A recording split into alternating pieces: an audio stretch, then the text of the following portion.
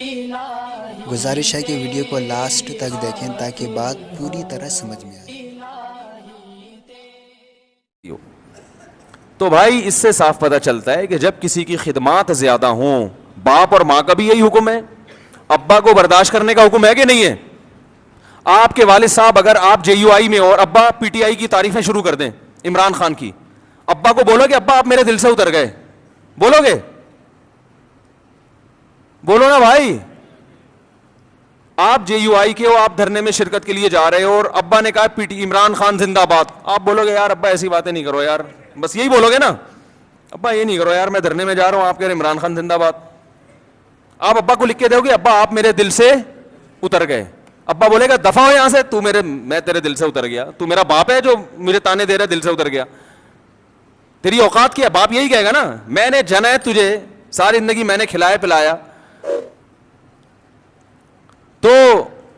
ماں کو بھی کوئی تانا نہیں دے سکتا۔ ہمیں یاد ہے جب ضیاء الحق کا دور تھا، ہم بہت چھوٹے بچے تھے اس وقت، تو ضیاء الحق نے ریفرینڈم کروایا تھا کہ اسلام چاہتے ہو تو ہاں، اسلام نہیں چاہتے تو نہ۔ بہت ہوشیار آدمی تھا ضیاء الحق بھی، اس نے ریفرینڈم کروایا تھا کہ اگر آپ اسلام چاہتے ہیں تو مزید 5 سال کے لیے مجھے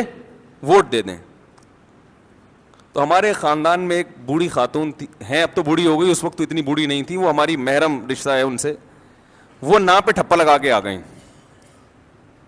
بڑے ہم نے کہا بھائی کیا اسلام نہیں چاہیے؟ انہوں نے کہا اسلام چاہیے، ضیاء الحق نہیں چاہیے ہمیں۔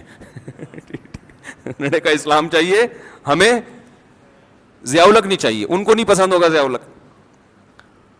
تو باقی اکثر لوگ ہاں پہ جا کے ٹھپا لگا رہے تھے، تو ہمیں ان کی بات پہ ہنسی آئی۔ ہم جو تھے ضیاء الحق کی طرف تھے، ہم سمجھتے تھے کہ بھئی یہ دیندار آدمی ہے، تہجد گزار آدمی ہے، یہ اسلام کو، اور اس نے بہت حد تک کیا بھی ہماری رائے کے مطابق کام، وفاقی شرعی عدالت بنائی، مفتی تقی صاحب کو اس کا جج بنایا، حدود آرڈیننس سارے ضیاء الحق کے ہی بنائے ہوئے ہیں۔ اس کے دور میں جو جتنی ٹی وی اینکرز تھی سب کے سر پہ دوپٹہ ہوتا تھا،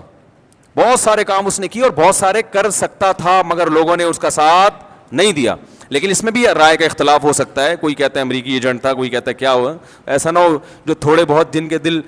کے دلوں سے میں نہیں اترا اب ان کے دلوں سے بھی اتر جاؤں کہ آپ تو ضیاء الحق کی حمایت کر رہے ہو۔ تو 2 منٹ لگتے ہیں دل سے اترنے میں۔ تو وہ نا پہ لگا کے آ گئیں۔ اب وہ ہمارے خاندان کی بڑی خواتین، ہم ان سے یہ کہتے ہیں آپ ہمارے دل سے ہمیشہ کے لیے اتر گئیں۔ تو بھائی رشتے ہیں جو ٹھیک ہے نا کا، اور ہم نے بظاہر تو یہ کفر ہے نا کہ اسلام نہیں چاہیے، وہ کہتی ہے اسلام چاہیے، یہ ضیاء الحق نے اسلام کا ان کے رائے کے مطابق لیبل لگایا ہوا ہے کہ اب اسلام تو ہر آدمی کہے گا نا ہاں، تو ہاں کا مطلب یہ کہ اگلے 5 سال کے لیے میں دوبارہ آ رہا ہوں۔ تو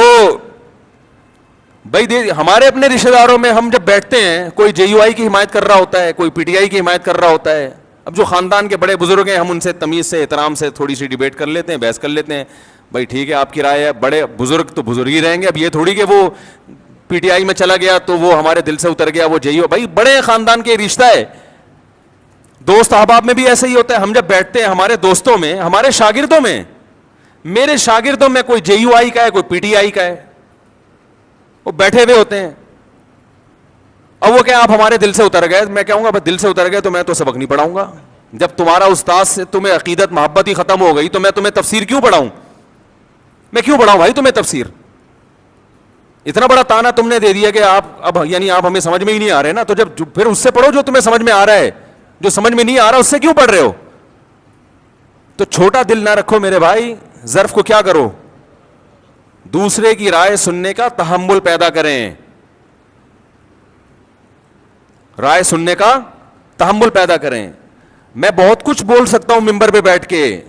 بہت کچھ دلائل کے تانے بانے ملا سکتا ہوں، آپ بھی ملائیں، لیکن ہم تو ایک اصولی اور ضابطے کی بات کر کے آگے نکل جاتے ہیں کہ اصول اور ضابطے میں بھئی یہ ہم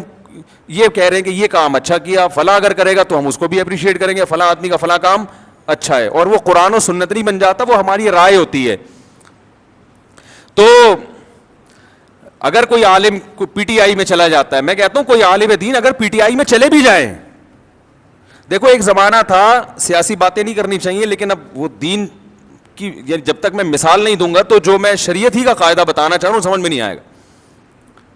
ایک زمانہ تھا کہ ایم کیو ایم بڑے عروج پر تھی. ایک عالم تھے, ان کا ایم کیو ایم میں ایک اسمبلی کے ممبر تھے, ان سے بڑی گہری دوستی, وہ ان سے بڑے جا کے بڑی اچھی طرح سے ملا کرتے تھے اور بڑی گہری دوستی. کسی نے اعتراض کیا کہ حکمرانوں سے تعلق ہے بھائی, کہ جب بھی اسمبلی کا ممبر آئے گا اور یہ جناب اس سے بڑے اچھے طریقے سے ملیں گے, اس کو چائے بھی پلائیں گے, یہ تو چاپلوسی کر رہے ہیں. یہ کیا کر رہے ہیں؟ یہ تو چاپلوسی, حکمرانوں کی چاپلوسی. تو میں نے ان سے کہا, میں نے کہا بھائی دیکھو, ایک جب کوئی بھی حکومت میں ہے تو اس کے خلاف چلو گے تو آپ اپنے کام نہیں نکلوا سکتے, اور اگر آپ اس سے دوستی لگا کے بہت سارے دینی کام کروا سکتے ہیں اس سے, تو یہ چاپلوسی نہیں ہے, یہ شریعت میں عین مطلوب ہے. چاپلوسی حکمرانوں کی وہ حرام ہے جو اپنی ذات کے لیے ہو, قوم کے لیے ہے, ملک و ملت کے لیے, تو یہ چاپلوسی نہیں ہے, یہ تو اخلاق ہے. اور شریعت نے ہمیں حکمرانوں کے احترام کا حکم دیا ہے, ان کو ذلیل کرنے کا حکم نہیں دیا. اس لیے کہ قومی اتحاد جو ہے نا, اتحاد وہ جب ہی ہوتا ہے کہ جب سب ایک امیر پر متفق ہوں, تب ملک پاورفل بنتا ہے, تب اس وقت طاقتور بنتا ہے ملک. آپ درجنوں سیاسی اختلاف کریں تو اگر کوئی کسی اسمبلی کے, اب میں اس لیے کہہ رہا ہوں, حضرت مولانا طارق جمیل صاحب جا کے بیٹھے ہوئے ہیں کسی حاکم کے پاس, اس کی تصویریں آ رہی ہیں اور نیچے جھوٹی حدیثیں اور اسلاف کے واقعات کے, جو حکمرانوں سے ملتا ہے وہ یوں ہیں تو وہ یوں ہیں تو وہ فلانا ہے.